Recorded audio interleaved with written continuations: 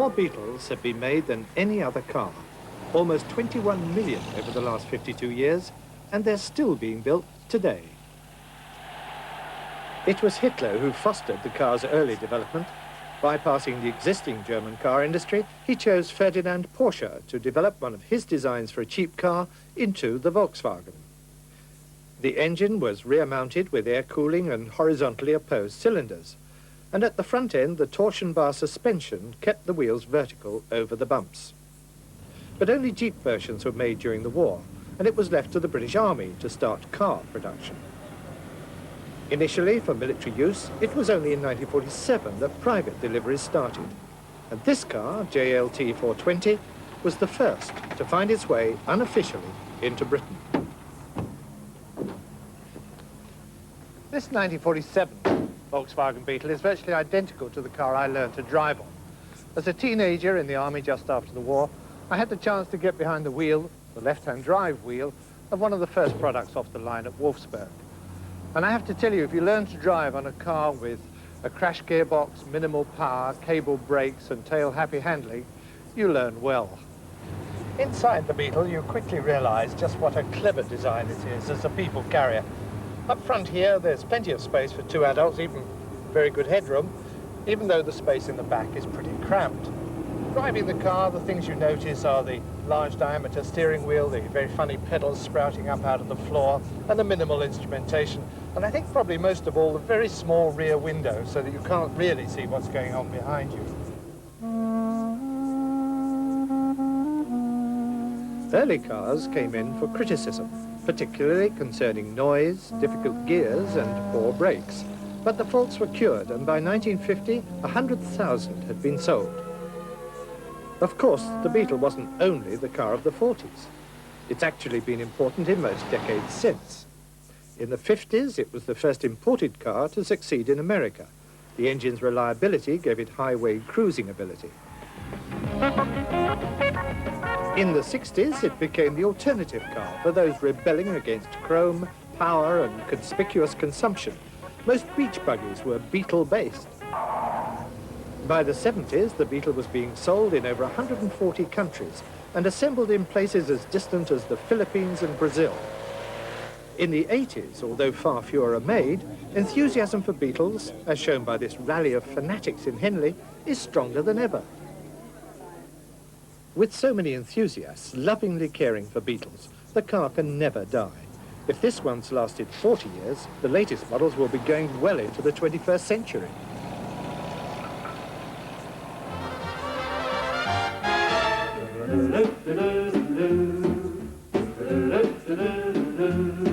You dream boats, you lovable dream boats.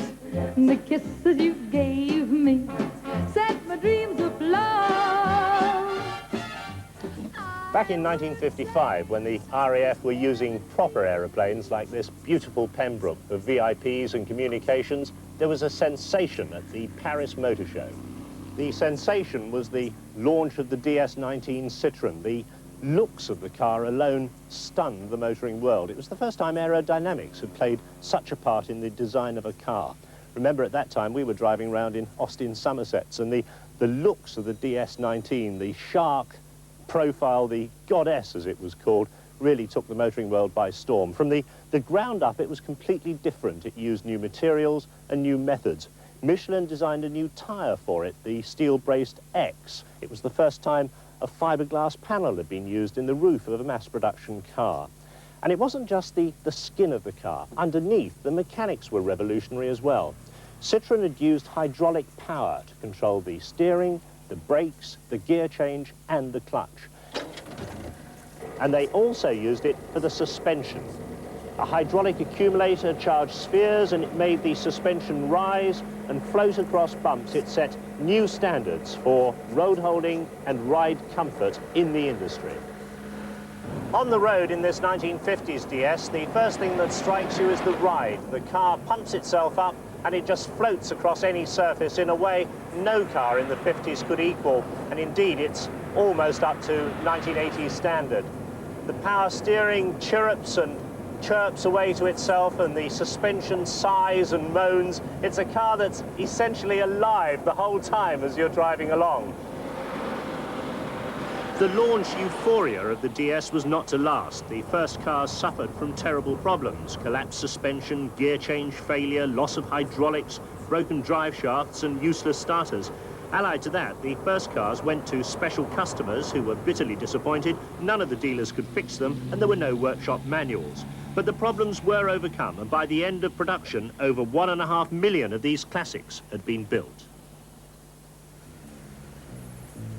Got myself a crying, talking, sleeping, walking, living dog. While Cliff Richard was #1 in the charts, a revolution was about to begin on the roads. A small box-shaped car, unlike anything before it, was just starting to roll off the production lines in 2 Midlands factories. Got the one and only walking, living dog. The Mini was launched in the summer of 1959, and this very car was the first one off the production line.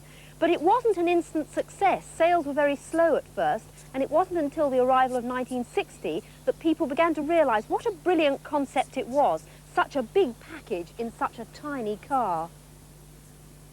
It was only 10 feet long and little more than 4 feet wide. It had 10-inch wheels right out at the 4 corners with little overhang. The engine was turned sideways to save space.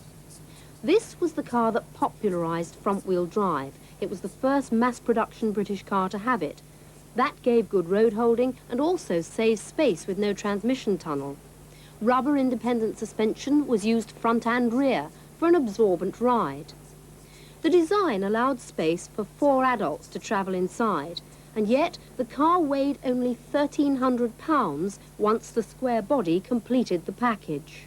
But the whole essence of the Mini was one man's personality. Sir Alec Issigonis didn't believe in radios in cars, so there wasn't a provision for one anywhere on the dashboard. It was pretty Spartan anyway, just that one great big instrument. And the rest of the car was really fairly basic. These sliding windows, the pull string to open the doors. But the beauty of that arrangement was it did mean there was space for these great big stowage bins underneath. And that's one of the good things about the Mini. It had a lot of place to put things for such a tiny car. The joy of the Mini right from the start was how easy it is to drive, with terrific visibility all round, light steering that really tells you what the wheels are doing, and a really sporty, fun feel to it, even though it's such an eminently practical little car. It also feels a completely classless car. From dustman to debutante, anyone would feel at home driving it. There were some quirky aspects to driving it. This tiny rear-view mirror showed you very little of the road behind. The starting button was positioned right down almost underneath the front seat, had this very long sweeping gear change and the great big steering wheel, but it did give you the feeling of superb road holding with a wheel practically at each corner. The effect of that is to make the Mini feel really stable on the road. It seems to skit around corners with such verve and enthusiasm that you find yourself smiling with enjoyment at the sheer joie de vivre of it. And that was just one of the elements that made it such a significant little car.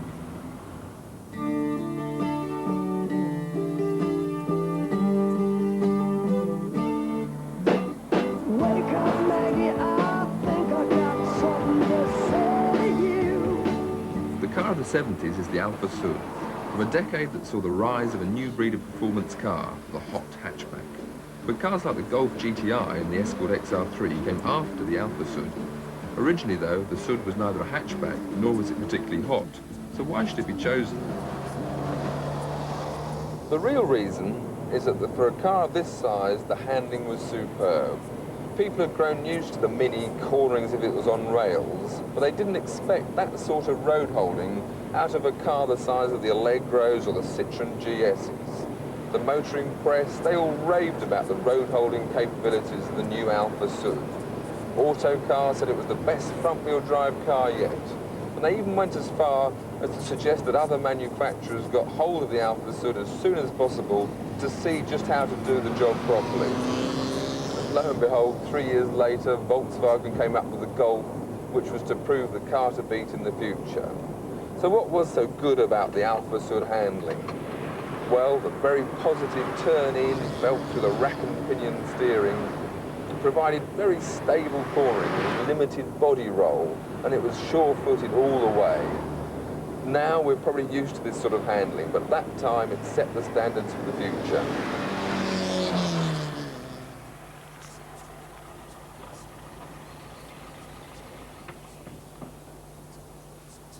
So, how did they produce such good handling in a car of this size?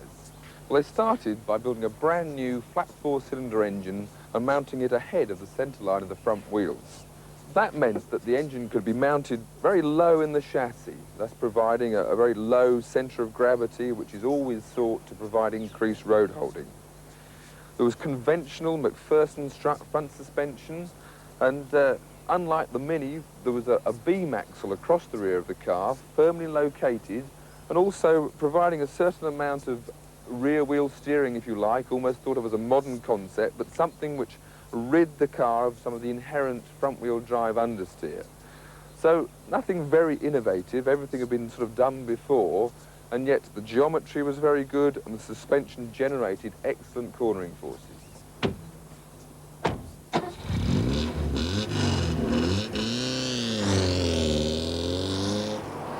So why wasn't the Alfa Sud more successful? Sadly, it was due to poor engineering, making them underpowered and very prone to rust. Alfa Romeo eventually boosted the power and made the car a hatchback, but by then the Golf GTI was firmly established as the car to beat. The Alfa Sud continued into the 80s. By then, the trend it had started for hot hatchback saloons to be the car for the young enthusiast. That trend had spelt the end of the mass-produced two-seater sports car. Now, the same fun could be had driving a family saloon that was also a practical, everyday car.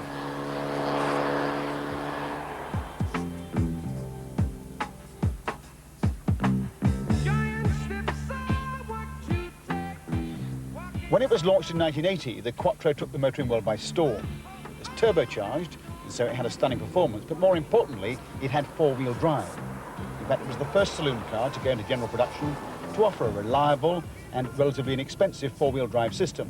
So it gave the car a quantum leap in road holding at high speeds, and Audi weren't slow to exploit its competition potential. Between 81 and 84, the Quattro won 22 World Championship rallies and countless other events. It carried Hanno Mikkola and Stig Blomqvist to the World Rally Championship in successive years and gave Audi the Manufacturer's Prize in 1983. It's not going too far to say it transformed the world of rally. Since then, only four-wheel drive cars have won the manufacturer's title. Well, I was given the chance to drive Hanno Mikkola's Audi Sport Quattro, not an offer to be refused. 550 brake horsepower, 0 to 100 in 6.5 seconds. Indeed, the power available is phenomenal. Only a four-wheel drive car can really cope with such immense power on a loose surface like this. Because there's a fair bit of sliding around as the tyres fight for grip. The car feels very stable and sure-footed, even on the low-pressure slick tyres this car is using. And that, of course, is the beauty of the Quattro. It feels so predictable. But put your foot down too hard, and it can still be a real handful. Nowhere near as easy to drive as the experts make it look, and certainly not a car for the faint-hearted.